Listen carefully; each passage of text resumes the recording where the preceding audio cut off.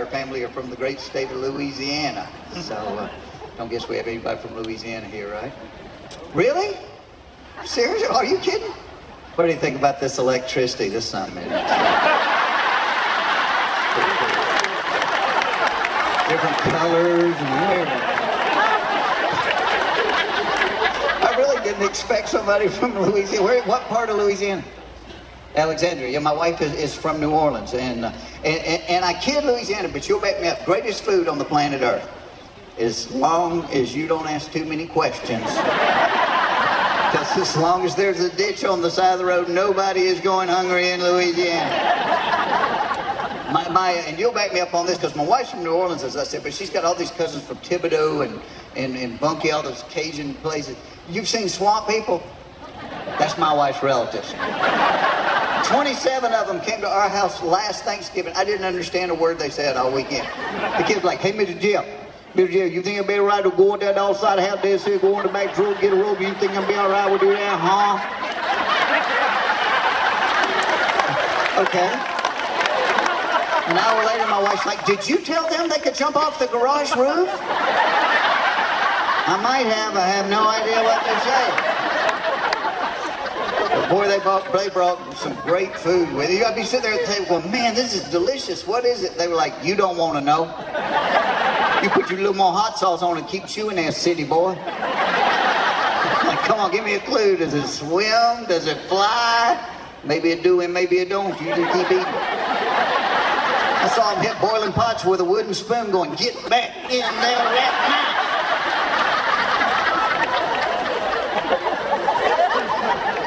And my wife has all these cousins up in the northern part of the state, up around Shreveport. Several years ago, they had this pretty bad flooding there, and so we were watching it on the news. You know, we were concerned, and I said to my wife, I said, you wait, before the story's over, CNN will go find the biggest idiot they can locate. I said, they're going to show somebody walking chest deep in water right through the middle of town. And they did. And it was my wife's cousin, Danny. But not only was Danny walking chest deep in water, he was holding an umbrella.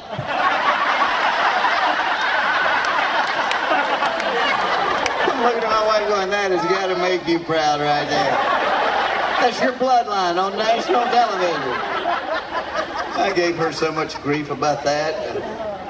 Until it occurred to me, this woman and I had had children together. Lord, knowing what I know about my family and knowing what I know about hers, it made me worry about our offspring. Because you mix stagnant pond water with raw sewage, you ain't getting Evian. Thank you very much.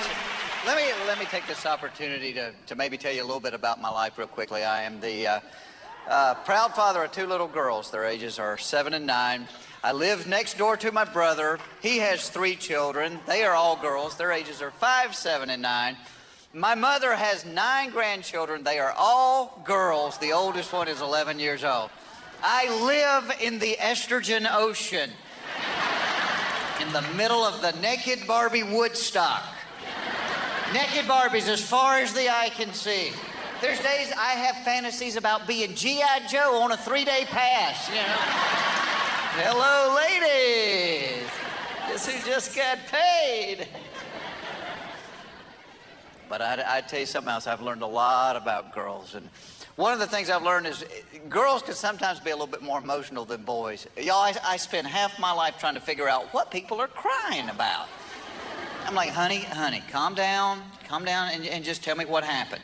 Well, I came in and I was going to go upstairs and play with them, but then they locked the door and they called me a stupid head and they said I couldn't be in their club and I was looking for you and I was calling you. I'm like, honey, calm down. You're going to scare the children and just tell me what happened. Because men have no idea what to do with a crying girl. And it doesn't matter if she's 5 or 25 or 75. See, men have no idea because we've been taught all our lives not to cry. That's why when we grow up, we can be out cutting firewood with our buddies. We'll take that chainsaw, saw our leg off at the knee. We're like, I'm all right.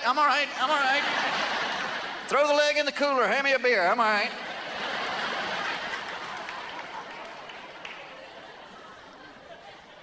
And I tell you something that I have learned from these kids. Kids today are so much smarter than we were growing up. My oldest daughter, on her 5th birthday, asked for and got a computer. 5 years old, gets a computer. She can use it right out of the box. A computer, 5 years old. Remember what we got when we turned 5? A little wooden paddle with a rubber band and the red ball on the end of it. That was a brain builder, wasn't it? 1, 2, 3, 1, 2, 3, 1. You'd hit it about 4 times, the rubber band would snap, the ball would fly across the room, break something, and you get a spanking with the paddle. No wonder we turned out this way. Oh, nowadays you can't even spank your kids. No, gotta give them a time out. And my dad would take time out of his busy day to whip our butts, man. But truthfully, there are a ton of things that have changed for kids in just like a generation. I was doing a TV show not long ago, and they were asking, it was kind of more serious questions, and one of them, they said, what's your earliest recollection in life? And I thought about it, and I said, well, I remember being about 3 years old, and I'm standing on the front seat of the car, ended up face first in a full ashtray. Yeah, because that was back before secondhand smoke, too. Dead of winter, my parents had every window in the car rolled up there, and the front seat smoking like it's a contest. Our car looked like the Cheech and Chong mobile. The only kid in kindergarten with a smoker's cough.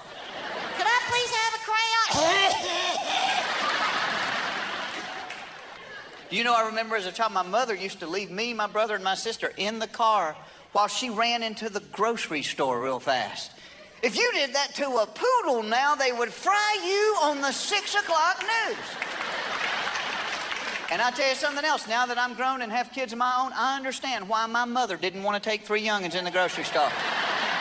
I would rather take a beating with a brick stick than take kids in the grocery store. Because as soon as those doors slide open, those kids start begging like homeless people at Christmas time.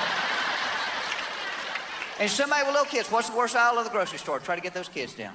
Cereal. Cereal. You know why? Because little kids buy cereal the same way grown men buy lingerie. They will buy stuff they care nothing about just to get the prize that's inside.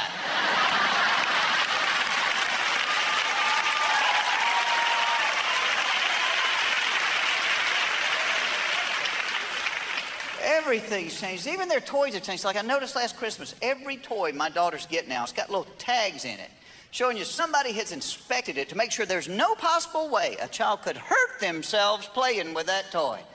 I remember being 9 years old, my parents bought me a wood-burning kit. Hey, what could possibly go wrong with a toy like that? Thinking some of the toys they gave us. Lawn darts. 12-pound darts. You could kill an elk with a lawn dart. And there were no directions to them. They just came in a box of 8. We used to pull them out of the box, throw them straight up in the air.